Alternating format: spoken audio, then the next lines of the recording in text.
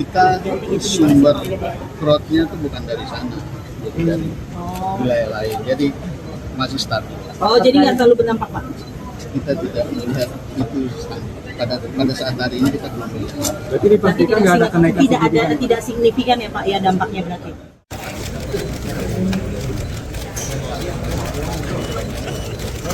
Boleh semangatnya, kita kasih semangatnya buat ibu semuanya.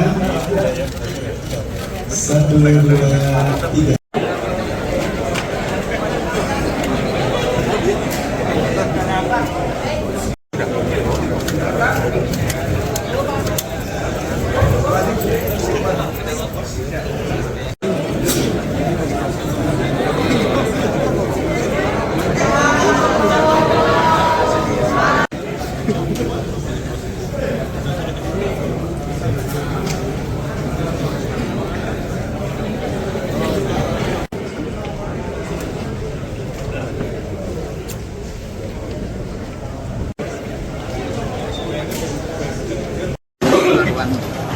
Resmi dari jajaran pemerintah yang berhingga dari Pemerintah. Pengamat sudah wanti-wanti katanya ke BBM Resikonya tinggi katanya Pak. Kita akan analisis, tapi yang jelas kondisi di negara saat ini stabil, jadi tidak ada belum ada dampak yang berkurang. Tapi udah siapin antisipasi nggak sih Pak? Iya kan. Antisipasi itu selalu ada. Kemungkinan di bulan depan naik dong. Enggak. Kan tadi baru diumumkan aman. Ya, tapi kan ini baru tanggal 2 Pak, tanggal 5 Pak, kan biasanya di seminggu terakhir bisa ini. Kita sumber crowd-nya itu bukan dari sana, jadi dari wilayah lain, jadi masih stabil. Oh, jadi nggak terlalu berdampak Pak? Kita tidak melihat itu pada saat hari ini, kita belum melihat. Berarti dipastikan nggak ada kenaikan signifikan? Tidak signifikan ya Pak, ya dampaknya berarti. Berarti tapi bakal ada kenaikan sedikit atau gimana gitu Pak kalau dari melihatnya dari analis? Pantau dulu ya. Pak, soal kuota BBM buat swasta itu masih udah final. Iya, update-nya belum Pak. Yang bulan We're going to run the country until such time as we can do a safe, proper, and judicious transition. So we don't want to be involved with having somebody else get in, and we have the same situation that we had for the last long period of years. Late last night and early today, at my direction, the United States Armed Forces conducted an extraordinary military operation in the capital of Venezuela. Overwhelming American military power, air, land, and sea, was used to launch a spectacular assault. And it was an assault like people have not seen since World War II. It was a force against a heavily fortified military fortress in the heart of Caracas to bring outlaw dictator Nicolas Maduro to justice. This was one of the most stunning, effective, and powerful displays of American military might and competence in American history. And if you think about it, we've done some other good ones like the attack on Soleimani, the attack on al-Baghdadi, and the obliteration and decimation of the Iran nuclear sites just recently in an operation known as Midnight Hammer. All perfectly executed and done. No nation in the world could achieve what America achieved yesterday, or frankly, in just a short period of time. All Venezuelan military capacities were rendered powerless as the men and women of our military, working with U.S. law enforcement, successfully captured Maduro in the dead of night. It was dark. The lights of Caracas were largely turned off due to a certain expertise that we have. It was dark and it was deadly. But captured along with his wife, Celia Flores, both of whom now face American justice. Maduro and Flores have been indicted in the Southern District of New York. It's Jay Clayton, for their campaign of deadly narco-terrorism against the United States and its citizens. I want to thank the men and women of our military who achieved such an extraordinary success overnight with breathtaking speed, power, precision, and competence. You rarely see anything like it. You've seen some raids in this country that didn't go so well.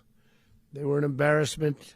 If you look back to Afghanistan, or if you look back to the Jimmy Carter days, they were different days. We're a respected country again, like never before. These highly trained warriors operating in collaboration with U.S. law enforcement caught them in a very ready position. They were waiting for us. They knew we had many ships out in the sea, just sort of waiting. They knew we were coming. So they were in what's called a ready position, but they were completely overwhelmed and very quickly incapacitated. If you would have seen what I saw last night, you would have been very impressed. I'm not sure that you'll ever get to see it, but it was an incredible thing to see. Not a single American service member was killed, and not a single piece of American equipment was lost. We had many helicopters, many planes, many people involved in that fight. But think of that, not one piece of military equipment was lost, not one service member was, more importantly, killed. The United States military is the strongest and most fearsome military on the planet by far, with capabilities and skills our enemies can scarcely begin to imagine. We have the best equipment anywhere in the world. There's no equipment like what we have, and you see that even if you just look at the boats. You know, we've knocked out 97% of the drugs coming in by sea. 90%. Each boat kills on average, 25,000 people. We knocked out 97%. And those drugs mostly come from a place called Venezuela. We're going to run the country until such time as we can do a safe, proper, and judicious transition. So we don't want to be involved with having somebody else get in, and we have the same situation that we had for the last long period of years. So we are going to run the country until such time as we can do a safe, proper, and judicious transition. And it has to be judicious because that's what we're all about. We want peace, liberty, and justice for the great people of Venezuela, and that includes many from Venezuela that are now living in the United States and want to go back to their country. It's their homeland. We can't take a chance that somebody else takes over Venezuela that doesn't have the good of the Venezuelan people in mind. We've had decades of that. We're not going to let that happen. We're there now, and what people don't understand, but they understand as I say this, we're there now, but we're going to stay until such time as the proper transition can take place. So we're going to stay until such time as we're going to run it, essentially, until such time as a proper transition can take place. As everyone knows, the oil business in Venezuela has been a bust, a total bust, for a long period of time. They were pumping almost nothing by comparison to what they could have been pumping and what could have taken place.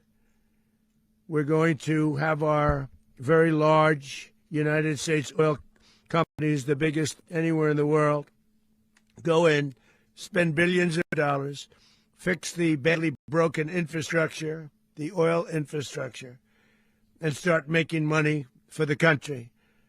And we are ready to stage a second and much larger attack if we need to do so. So we were prepared to do a second wave if we needed to do so. We actually assumed that a second wave would be necessary, but now it's probably not. The first wave, if you'd like to call it that, the first attack was so successful, we probably don't have to do a second, but we're prepared to do a second wave, a much bigger wave, actually. This was pinpoint, but we have a much bigger wave that probably won't have to do. This partnership of Venezuela with the United States of America, a country that everybody wants to be involved with because of what we were able to do and accomplish, will make the people of Venezuela rich, independent, and safe. And it will also make the many, many people from Venezuela that are living in the United States extremely happy. They suffered. They suffered. So much was taken from them. They're not going to suffer anymore. The illegitimate dictator Maduro was the kingpin of a vast criminal network responsible for trafficking colossal amounts of deadly and illicit drugs into the United States. As alleged in the indictment, he personally oversaw the vicious cartel known as Cartel de las Solas, which flooded our nation with lethal poison, responsible for the deaths of countless Americans, the many, many Americans. Hundreds of thousands over the years of Americans died because of him. Maduro and his wife will soon face the full might of American justice and stand trial on American soil. Right now, they're on a ship. They'll be heading to, ultimately, New York, and then a decision will be made, I assume, between New York and Miami or Florida.